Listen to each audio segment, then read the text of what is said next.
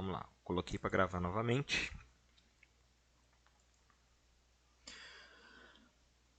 Bom, aqui está mais ou menos o cálculo utilizado para a obtenção do teste de retração do coágulo. Então, se você coletou um volume de 5 ml no tubo cônico e o soro formado foi 2,5%, basta você fazer a regra de 3. Se 5 ml é 100%, 2,5 ml é X. Então, ocorreu uma retração do coágulo referente a 50%, que é uma retração do coágulo normal. Tá certo? Então, é um teste pouquíssimo utilizado hoje, mas pode ser objeto de concurso, né? Na verdade, hoje isso aí é um rodapé de livro, muito pouco utilizado, pouco prático. Passar em frente. Então, para avaliação, o coagulograma, né, ele é um conjunto, como eu falei para vocês, um conjunto de estudos de diversos fatores relacionados à hemostasia primária, que é a hemostasia relacionada principalmente à quantificação e à funcionalidade das plaquetas. Então, hemostasia primária, vocês têm que lembrar quantificação e funcionalidade de plaquetas. Enquanto a segunda parte do coagulograma, que avalia a hemostasia secundária, ela está relacionada aos fatores de coagulação. Tá? Esses fatores de coagulação são fatores que têm são proteínas, na verdade, né? São fatores de coagulação também formados por íons, né? Que são essenciais à formação desses fatores, principalmente o cálcio, que é visto como um dos principais íons relacionados à coagulação. Então nós temos essas proteínas que em sua maioria é formada pelo fígado. O fígado sintetiza essas proteínas e libera na circulação para elas sejam utilizadas de maneira regular, à medida que o organismo precisa para para determinada atividade de hemostasia. Tá? O que acontece frequentemente no nosso organismo? Nosso organismo ele é altamente vascularizado. Então, ele sofre por contrações, ele sofre por infecções, ele sofre por contusões. Então, às vezes, um mau jeito que você dá, por exemplo, no braço, você virou o braço de uma maneira repentina forte, você gerou uma contração ali e determinada parte da sua musculatura ali pode sofrer uma microlesão. Então esses fatores de coagulação eles estão prontos e ativados ali para juntamente com as plaquetas resolver aquela hemostasia ali, tá? Evitando que ocorra uma perda mínima de sangue. Tanto é que tem pessoas que vira e mexe ficam roxas, porque às vezes ela tem deficiência ou na hemostasia primária relacionada a plaquetas ou na hemostasia secundária relacionada aos fatores de coagulação. Então, por exemplo, as contrações intestinais. Quando você tem, por exemplo, uma diarreia explosiva, você tem aquela contração intestinal danada. Aquilo lá, o intestino ele sofre fortíssimas contrações. O intestino também é bastante vascularizado. E essas contrações pode ocorrer o rompimento de vasos que levam à presença de sangue nas fezes. Se não tivesse esses fatores livres em nossa vascularização juntamente com a plaqueta, essa perda de sangue seria contínua, né? E poderíamos entrar num quadro, né, de hipovolemia ou de anemia severa devido à perda de sangue por via retal. Isso ocorre em algumas patologias. Tem pessoas que têm um sangramento por via fecal crônico. E isso leva a um quadro de anemia e muitas vezes ela não é perceptível, porque aí necessita-se realização de um exame um pouco mais apurado, que seria a presença de sangue oculto nas fezes, porque as fezes elas podem, de certa forma, mascarar esses sangramentos contínuos. Então, aquela pessoa, às vezes, tem uma pessoa que vive com anemia, faz tratamento, e esse tratamento não é responsivo, e ela tem as fezes um pouco pastosas, enegrecidas, às vezes ela está apresentando alguma deficiência de fator de coagulação ou deficiência de plaquetas que causa essa perda sanguínea constante nas fezes devido às contrações intestinais para o ato da defecação. Então, nosso organismo, que eu queria explicar para vocês, ele constantemente ele sofre pequenas lesões. Um espirro que você dá, esse espirro ele causa pequenas lesões vasculares a nível de sistema do trato respiratório superior. Tá? Eu, por exemplo, quando eu era pequeno, eu tinha uma certa facilidade para ter sangramento nasal. Tinha até que tomar uns medicamentos lá para, vamos dizer assim, diminuir, aumentar, né, a vitamina A, para aumentar a vitamina K, para aumentar a capacidade de coagulação, porque um espirro que eu dava, meu nariz começava a sangrar. Tá? Então era uma fragilidade vascular que eu tinha associada a uma certa deficiência de fatores de coagulação relacionados à vitamina K. Então meu nariz sangrava com muita facilidade. Então, qualquer coisa que seja traumática, nós precisamos ter esses elementos prontos e ativos para que ele resolva um determinado sangramento. Uma pessoa que vai fazer uma cirurgia, ela tem antes, principalmente se for uma cirurgia invasiva, aonde você tenha a probabilidade de perda de sangue substancial, essa pessoa tem que passar por um coagulograma. Isso é obrigatório, tá? O anestesista ele não opera uma pessoa caso ela não apresente como exame pré-operatório o coagulograma. O anestesista não deixa, né, a pessoa entrar no centro cirúrgico. O anestesista é o chefão do centro cirúrgico, tá?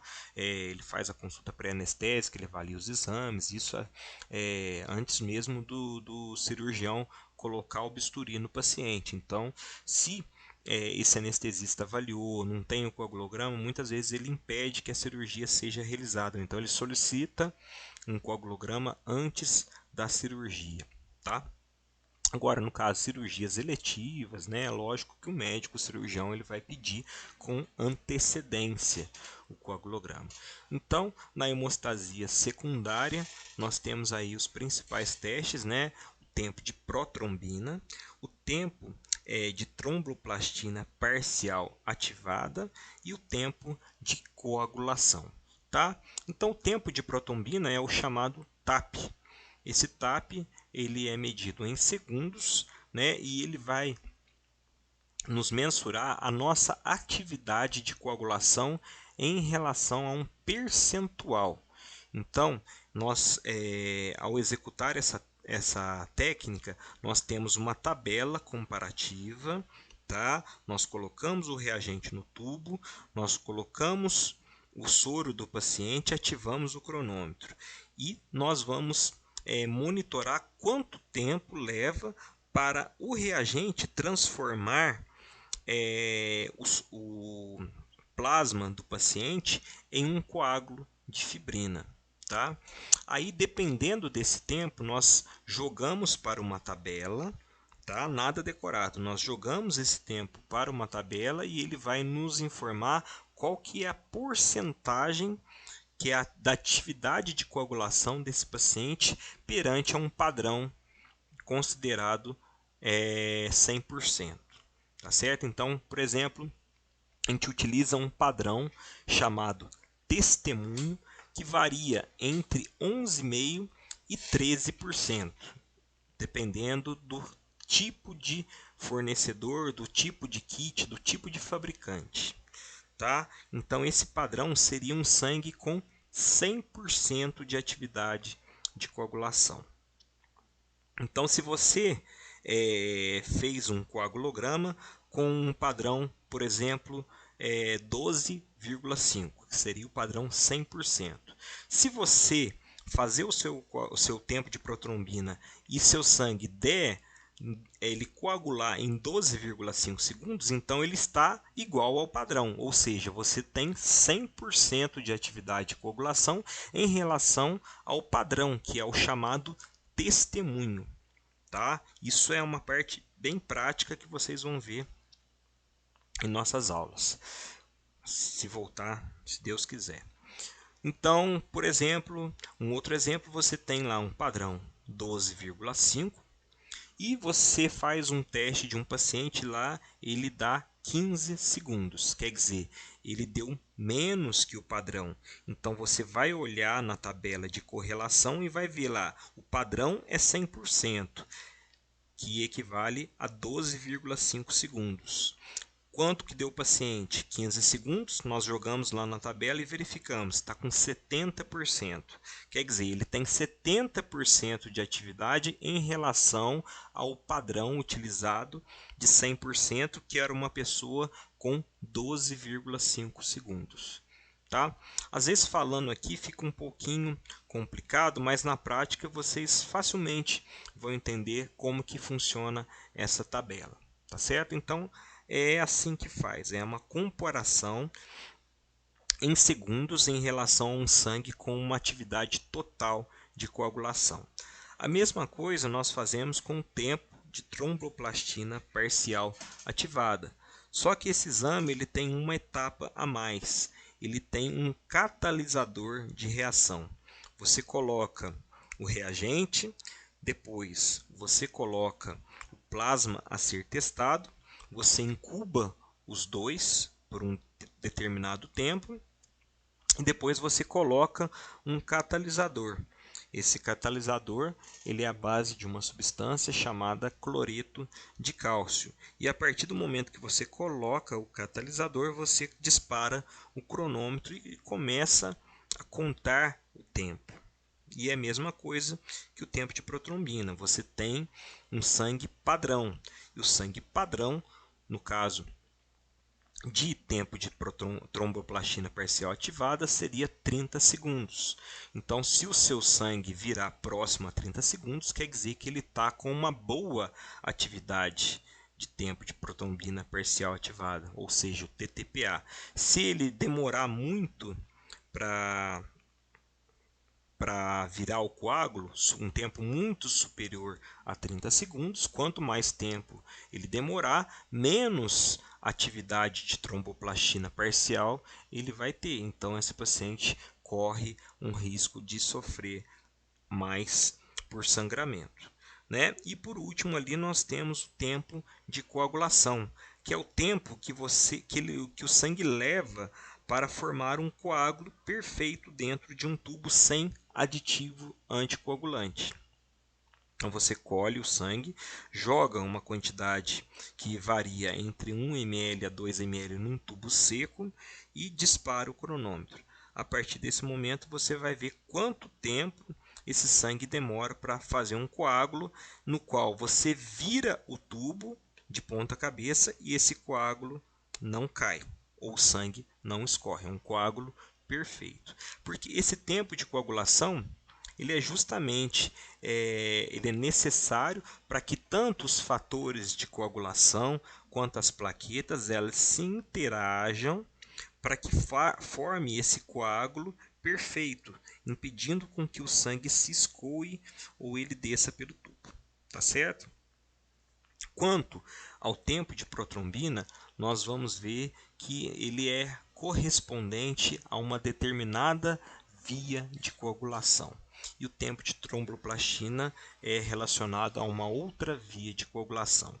Essas vias de coagulação elas são determinadas pelos fatores de coagulação.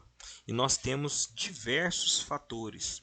E esses fatores eles são nomeados, tá, por fator 1, 2, 3, 4, 5.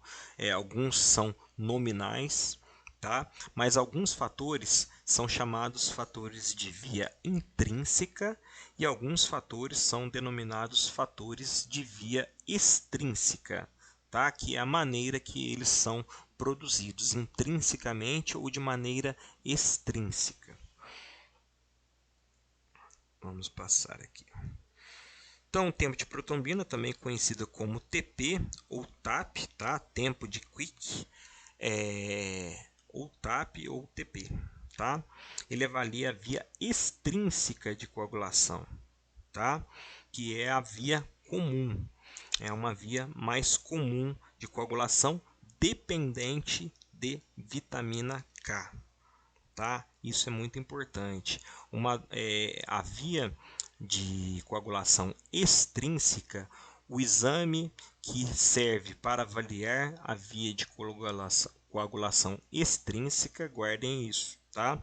É o exame TAP, tá? Ou TP, ou tempo de atividade quick.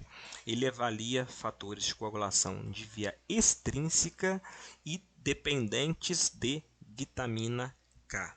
Então, se a pessoa tem uma deficiência de vitamina K, ela vai ter uma diminuição da atividade de protrombina, do tempo de protrombina. Bom, o TP ele apresenta-se aumentado em seguintes casos, né? Ele apresenta-se aumentado, quer dizer estendido. Quando eu falo aumentado, quer dizer maior do que o padrão considerado normal. Então, se o padrão considerado normal aqui, voltando a um exemplo, seria 12,5%, 12,5 segundos, que equivale a 100%, hipoteticamente falando. Um sangue que eu estou usando com 100% de atividade. Quanto maior ou quanto mais estendido essa contagem estiver em relação a esse padrão, menor é a nossa atividade de coagulação, tá certo? Então, quando nós temos essa diminuição, quando nós temos a deficiência desse elemento aqui chamado fibrinogênio, tá? Quando nós temos uma deficiência de fatores relacionados à via extrínseca, tá? Ou quando nós temos pacientes com deficiência de vitamina K, que ela é essencial para a ativação dos fatores 2, 7 e 10.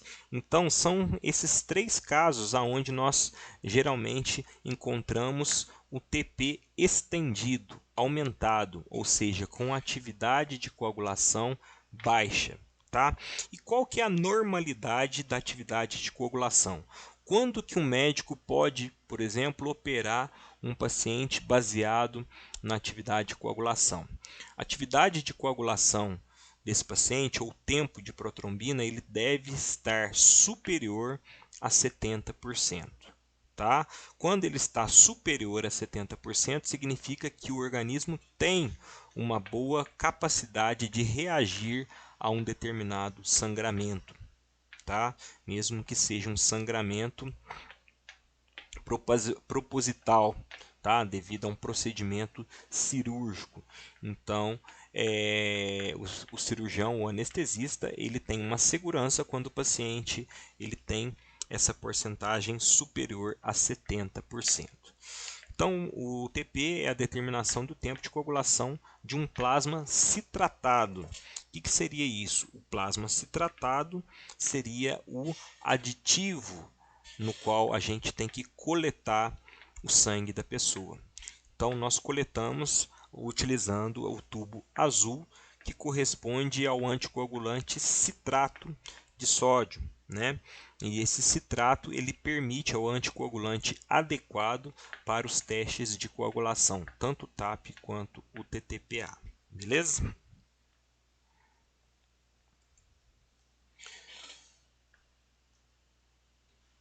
Bom, o coagulograma, o plasma citratado, mais a tromboplastina, mais o cálcio, a 37 graus, ele vai formar também um coágulo de fibrina, tá? Que seria já o teste relacionado ao TTPA, que é um teste relacionado aos fatores de coagulação da via intrínseca de coagulação. E esses fatores de coagulação, eles são uma coisa importante, voltando aqui rapidinho. Espera aí. Desculpe, senão quase que eu esqueci de falar. Qual que é o medicamento que vai alterar o tempo de protrombina? Um medicamento que age diretamente no tempo de protrombina, tá? O medicamento se chama varfarina, tá? Todos os medicamentos à base de varfarina, eles alteram o tempo de protrombina, tá certo? Enquanto os medicamentos à base do anticoagulante chamado heparina alteram o tempo de tromboplastina parcialmente ativada. Tá? A vitamina K ela não é vista aqui como um medicamento, ela é vista como um cofator. Ela é ingerida nos alimentos, nas leguminosas folhosas. Isso, Marevan, certinho. É um medicamento à base de varfarina, tá? Se toma Marevan, você tem que fazer um controle de TAP, porque você corre o risco de ter hemorragias. Então, para que a pessoa, já que tocou no assunto do Marevan, para que a pessoa toma um anticoagulante? Bom, a função do anticoagulante é deixar propositalmente, tá, o organismo com uma atividade de coagulação menor do que o normal, porque geralmente essas pessoas têm problemas vasculares e com uma certa facilidade de formar trombos. E quando se forma o trombo, você pode levar a uma lesão vascular, como um infarto, um AVC, ou uma embolia pulmonar, ou uma trombose venosa profunda. Então, necessita essa pessoa tomar um anticoagulante para que esse sangue tenha uma atividade menor de coagulação com uma menor possibilidade de formação de trombos, né? É o que o povo vulgarmente fala, né? Para afinar o sangue. Se colocar isso aí na prova, eu dou um 0. Não existe biomédico falar que toma medicamento para afinar o sangue. Pelo amor de Deus, hein, gente? Então, o medicamento é para diminuir a atividade de coagulação, tá? Então, essas são as patologias relacionadas à deficiência, à diminuição da atividade, né, do tempo de protrombina, né, e o medicamento envolvido nessa fase seria o Marevan, que é um medicamento que é a varfarina, certo? Passando aqui para o TTPA. Então, o TTPA já é um fator de coagulação de via intrínseca, certo? Existem algumas patologias relacionadas diretamente a essa deficiência, tá? Deficiência da via intrínseca. São patologias geralmente genéticas, como é o caso da hemofilia. A hemofilia é uma patologia no qual a pessoa tem uma deficiência de fatores de via intrínseca que leva a hemorragias crônicas, tá certo? Então, e o medicamento que tem... Ixi, o áudio aqui tentando reconectar. Tá dando para escutar? Caiu tudo. Ficou mudo. Alô? Voltou?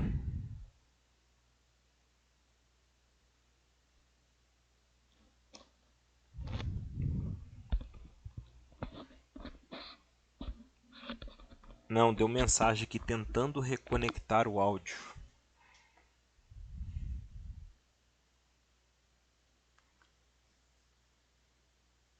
Ih, estou desconectado.